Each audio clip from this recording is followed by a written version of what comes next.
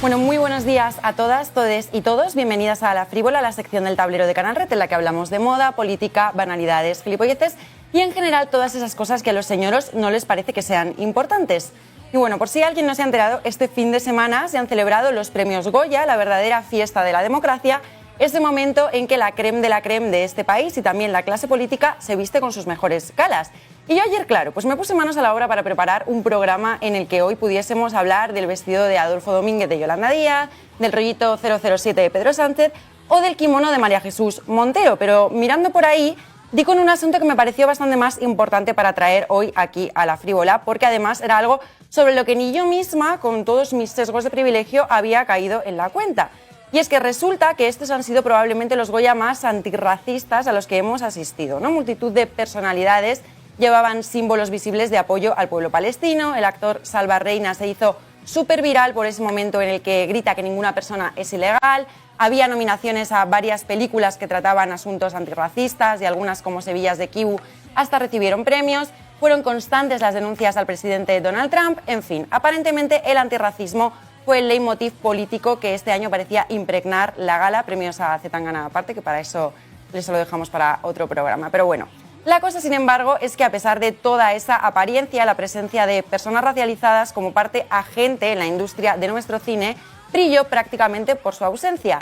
Y de esta contradicción hablaba el artículo Inclusión simbólica, exclusión sistémica, publicado por Afrofeminas a colación de la gala. Un artículo que evidencia que, además, incluso cuando se cuenta la historia de personas racializadas, es a través de una mirada ajena, una mirada blanca. Y para hablar pues, de toda esta dinámica en profundidad, tenemos hoy en La Frívola a Cintia Álvarez Palomino, periodista, investigadora, militante, activista antirracista, conferenciante, escritora y que forma parte de Afrofeminas. Muy buenos días, Cintia, gracias por estar con nosotras. Muy buenos días, muchísimas gracias a ti por la invitación y por el trabajo. Bueno, te quería preguntar, primero de todo, ¿qué quiere decir eso de inclusión simbólica y exclusión sistémica un poco? Es muy sencillo, o podemos resumirlo de una manera bastante sencilla, porque se refiere básicamente a esa situación en la que hay una aparente inclusión o se incluye de manera aparente en ciertos discursos a grupos de personas no blancas, a personas en este caso, por ejemplo, en España, que no son consideradas la norma, que son consideradas otredad, pero que en la práctica siguen siendo personas excluidas de ciertas oportunidades, de oportunidades reales y además también de ese acceso que puede ser efectivo a derechos o recursos. Entonces, simplemente cuando hablamos de esto estamos hablando de esa aparente inclusión, pero que luego realmente no existe y no se materializa en acceso efectivo a derechos o recursos. El tema es, por lo que se da esta dinámica, ¿no? Es que no se cuenta con las personas racializadas o no se incluye a las personas racializadas, o es algo más estructural. Es interesante que preguntes esto, Paola, porque creo que ciertos grupos dentro de la sociedad española nos dicen que nos están invadiendo, constantemente está ese discurso, que personas no blancas llegan en miles y miles cada día, pero cuando hablamos de la representación, esos mismos grupos suelen afirmar que no hay personas negras, por ejemplo, para ser de Baltasar, que los niños y las niñas en las escuelas tienen actos de discriminación o actos racistas porque es que no están acostumbradas a la diversidad, que los textos escolares siguen mostrando a las personas no blancas como seres inferiores, porque es que la historia de las personas, en este caso no blancas en España, es reciente, cosa que sabemos que no es cierta, cosa que simplemente para hacer referencia a esto deberíamos ir a la historia, porque sabemos que España no es blanca, España no ha sido nunca blanca y para eso simplemente tendríamos que mirar la Trata Transatlántica, por ejemplo, tendríamos que mirar también la Alhambra y ir a la historia y saber que España nunca ha sido blanca. ¿Qué pasa? Que este discurso, por un lado, nos dice que no existe esa representación de personas no blancas, de que hay demasiada, pero luego cuando queremos o hablamos de la necesidad de representación, parece que no existimos. Entonces, esto es una cuestión no solo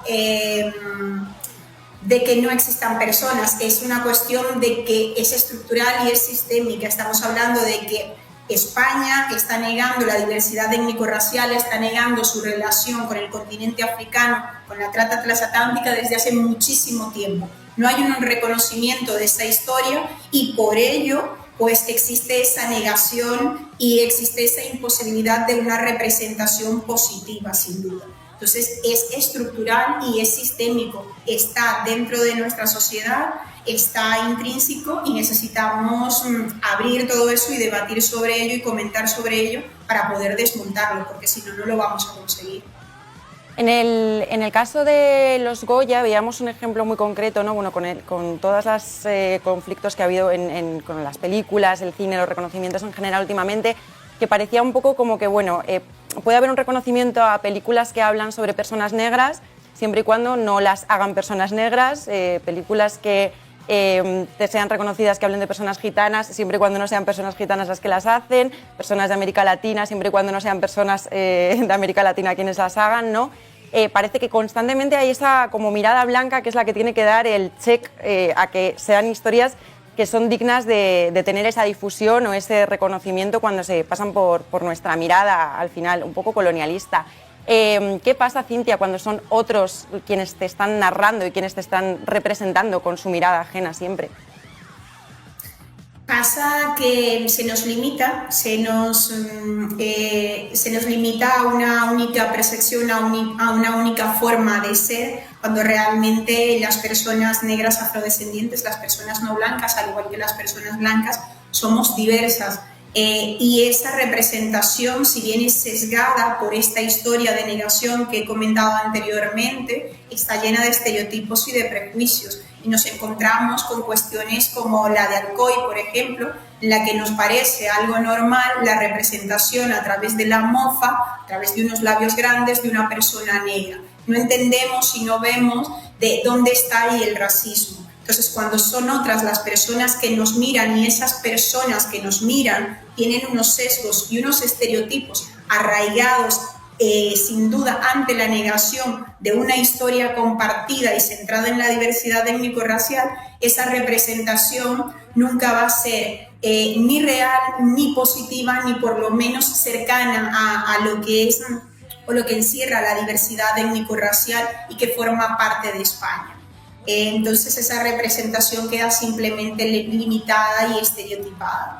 Y tiene que ver, sin duda, Paola, esta idea o esta necesidad constante de estar narrando a las otras en esa inferioridad de las personas no blancas.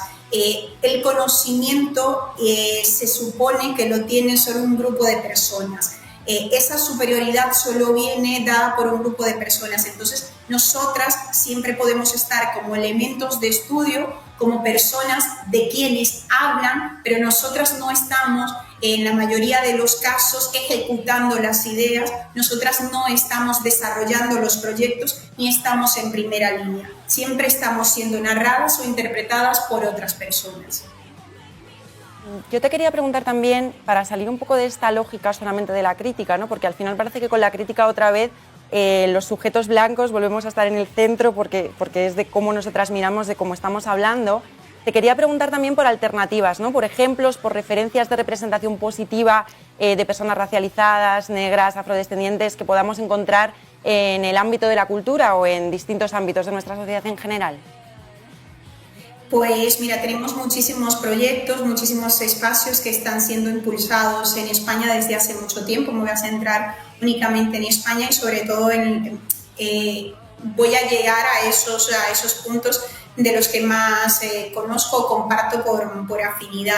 Hablamos de proyectos como Plataforma Cero, por ejemplo, que es un proyecto que se centra en la edición, en la proyección y en la difusión de literatura de mujeres migrantes, mujeres afrodescendientes de diferentes partes del Caribe. Estamos hablando de proyectos como Poto Poto. Poto Poto es un proyecto que busca visibilizar cuentos del continente africano. Hablamos de proyectos como Yo Soy el Otro, que es una asociación cultural.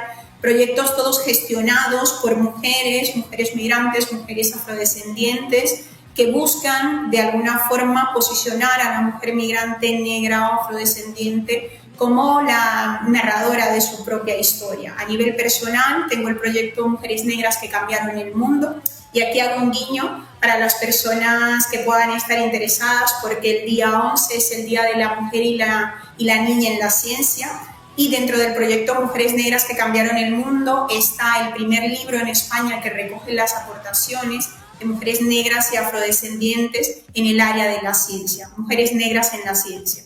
¿Qué pasa? ¿Acaso las mujeres negras o afrodescendientes no hemos pensado el mundo? ¿No estamos en áreas como la ciencia? Esto guarda mucha relación, Paola, con lo que contaba antes, de que se supone que el saber y el conocimiento está asociado únicamente a unos cuerpos y a un grupo de personas, y otras no. ¿Qué sucede para que no tengamos dentro del imaginario colectivo asociadas mujeres negras afrodescendientes a la ciencia, a la filosofía? Nos cuesta mucho llegar a esa idea, y deberíamos preguntarnos qué está sucediendo y cuán limitado es nuestro conocimiento cuando simplemente al pensar en una mujer científica o en una persona científica nos viene una única imagen a la cabeza. Cuán limitado nos estamos quedando en cuanto al conocimiento y qué pobre está siendo nuestra educación.